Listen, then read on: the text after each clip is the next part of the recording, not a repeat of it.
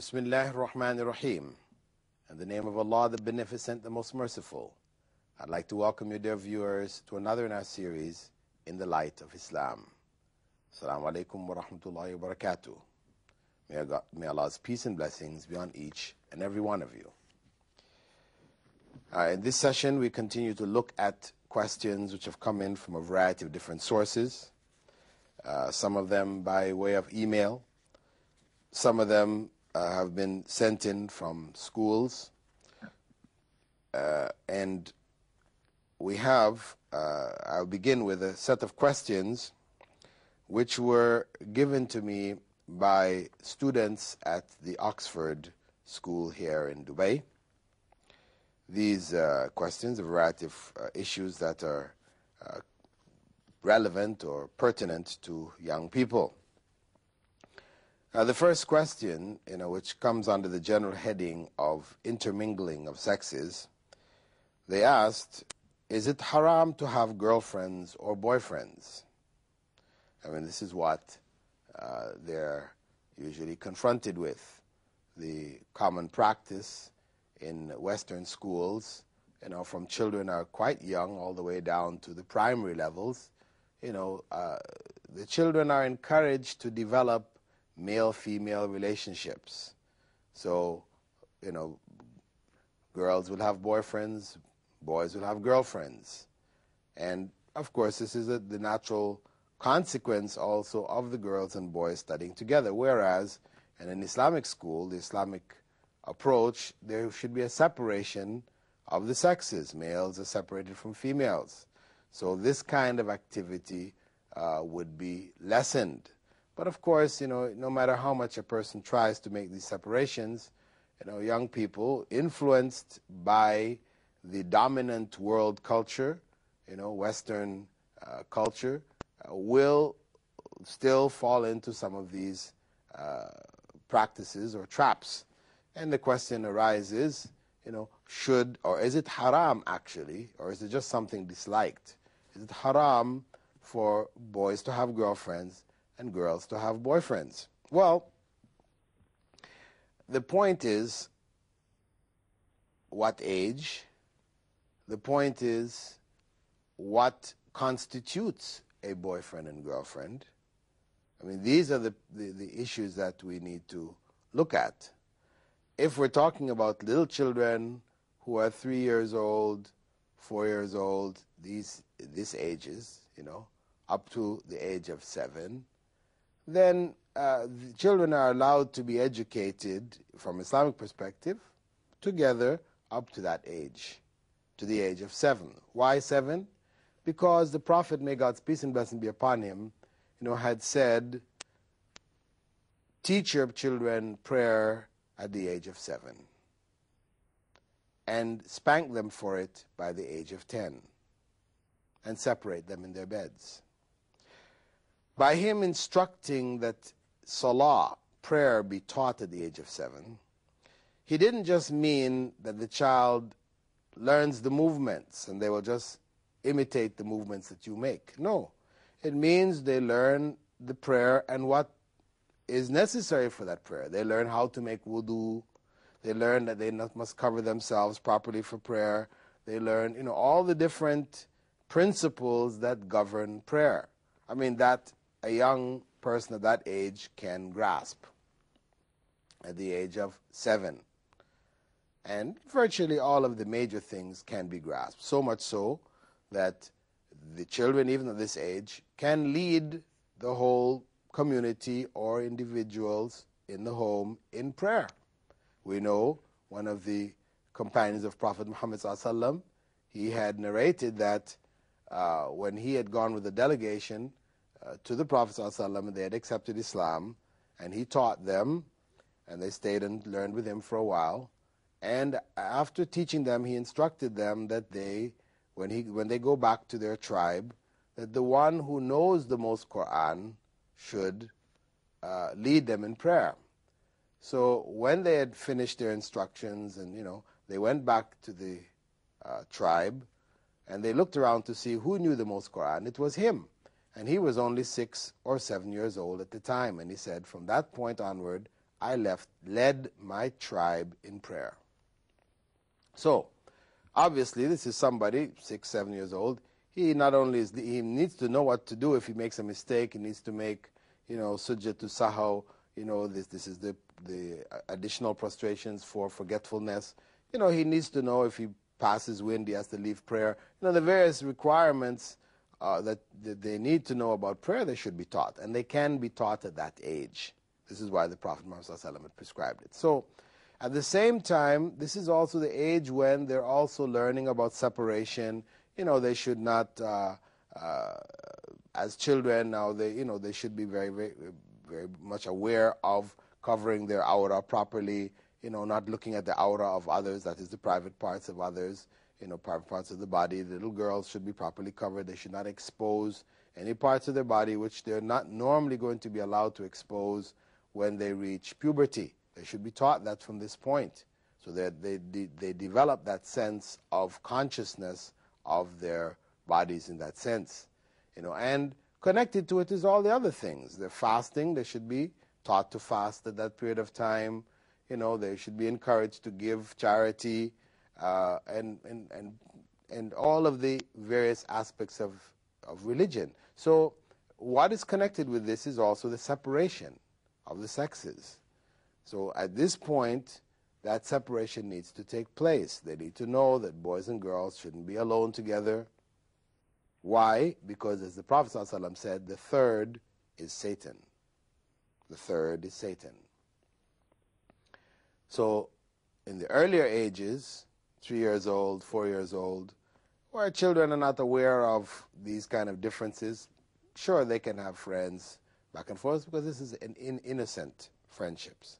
But once they start to reach 7, there is a change which has taken place in the child, which is psychological and emotional. Changes are now taking place. This is why the Prophet ﷺ designated 7. And in fact, modern educational psychologists, etc., do identify 7 as a major turning point, 10 as another point. So the children should learn that they shouldn't have these relationships from then. So naturally, young people, those who pass this question on to me, these are students already in high school, definitely this is not permissible. It's not permissible not because it is prohibited for a girl to speak to a boy or a boy to speak to a girl, because it is not in Islam. But where it becomes a girlfriend and boyfriend, meaning they have developed a relationship, a girlfriend-boyfriend relationship is, in fact, a love relationship, a relationship of love, where people are holding hands or wanting to hold hands or to kiss or to these other things. These are the things that come along with boyfriend and girlfriend, and these are prohibited in Islam. It's prohibited.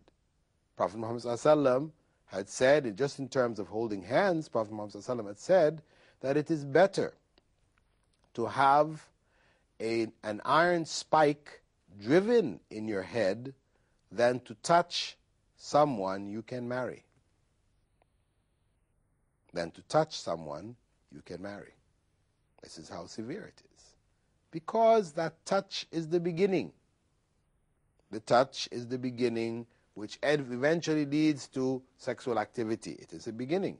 And so Islam seeks to close that door as soon as it is necessary. Close the door so that the consequences, the other things that will come down, and once you open that door, these can be prevented. So we can say that from the Islamic perspective, to have boyfriends or girlfriends is forbidden in Islam. Forbidden. The second question is going to discos haram? Again, young people influenced by Western culture, because of course this has nothing to do with Islam. If a child is raised within an Islamic environment, the idea of going to a disco would be completely out of their mind. But now these are young people growing up, watching television, going to movies, reading novels, all of which promote the dance party. The disco is just another version of it, where boys and girls get together, young men, young women get together, and they're dancing to the music. Is this haram? Of course it is haram.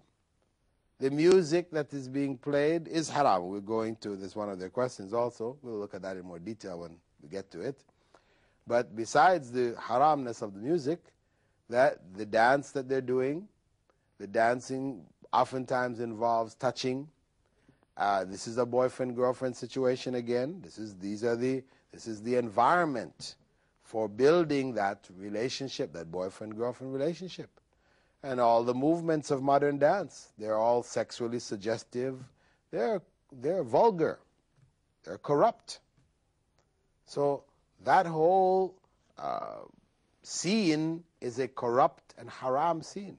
Now, if somebody says, "But and I'm not going there. I'm not going to be dancing or anything. I just want to go with my friends, and we'll drink some orange juice and whatever." No, because it is a corrupt environment. To go in that environment is to be corrupted. You may initially only go there just to watch, and before you know it, you end up on the dance floor with everybody else. And that whole environment, as I said, with the music and everything else, is a haram environment. So we would have to say it definitely is haram to go to discos or to have parties in which boys and girls are coming together. These are over the age of 7 and up, 6, 7 and up. They're coming together and they're dancing with each other, because that's what we're talking about. Really, discos has to do with dancing, boys and girls dancing together. Now, if girls have a party, all-girl party, and the girls do some folk dances, some dances which are traditional in the society where the girls dance together, whatever, but the dances are not sexually suggestive, then that's permissible. Similarly, if the males get together, whatever, and they do some traditional dances, but again, should be dances which are not sexually suggestive. This again is permissible, but it's the mixing of the two which becomes clearly haram. And furthermore, the type of dancing, which is the sexually suggestive dancing, this is also completely forbidden.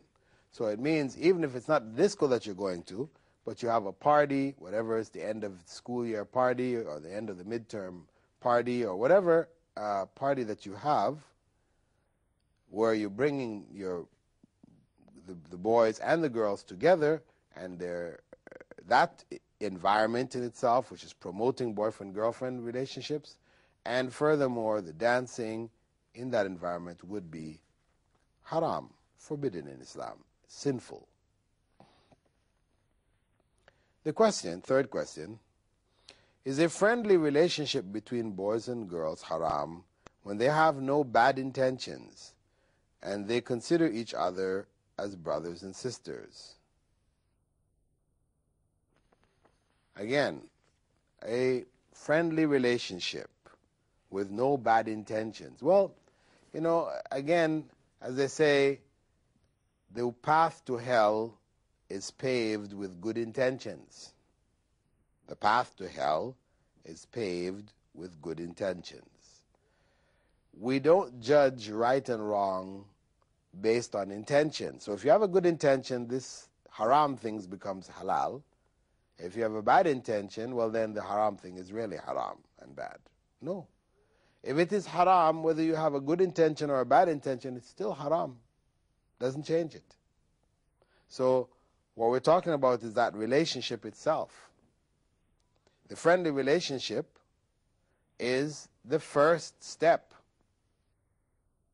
The step to boyfriend and girlfriend.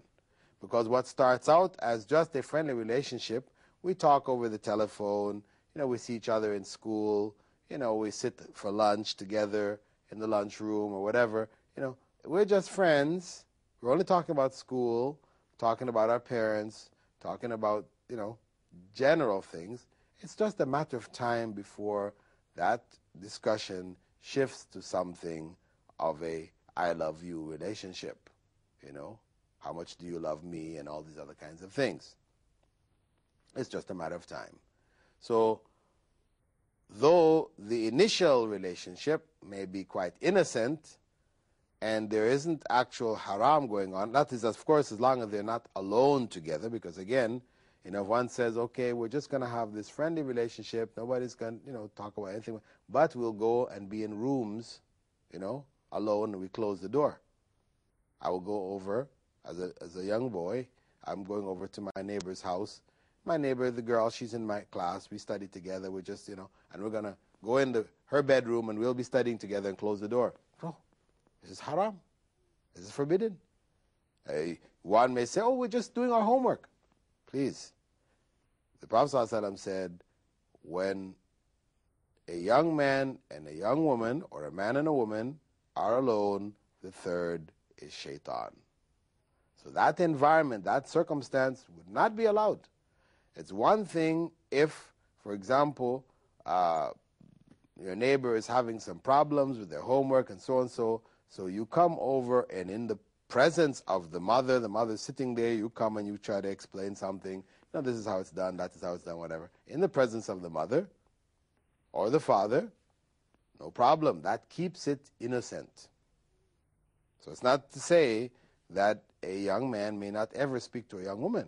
Given some circumstance like that, in the presence of the father, yes, you could explain how this work is done, how this homework is done. So, but just going and saying, we're going to go study now, and you're off on your own, nobody around to supervise or to keep track of what is going on. No, this is haram.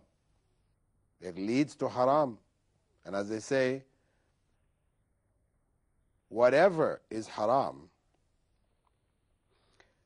those things or those steps which are necessary to get to that haram also become haram. Right? To get to this point of haram, you have to go up these stairs. These stairs are also haram. With that, dear viewers, I'd like to thank you for being with us in this segment of our program, in which we have been answering some of the questions from the young boys and girls from Oxford School in Dubai.